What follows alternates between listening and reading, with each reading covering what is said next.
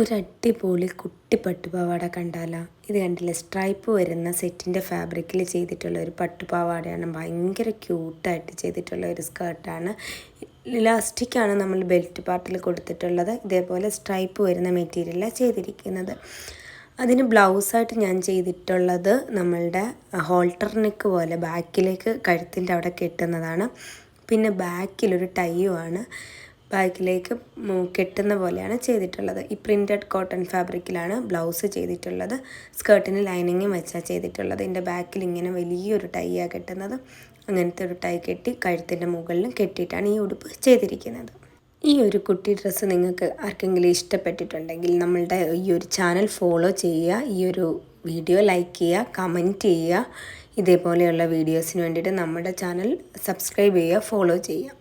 അപ്പോൾ ഇതേപോലെയുള്ള വീഡിയോസായിട്ട് ഇനി അടുത്തൊരു വീഡിയോയിൽ കാണുന്നവരേക്കും ബൈ.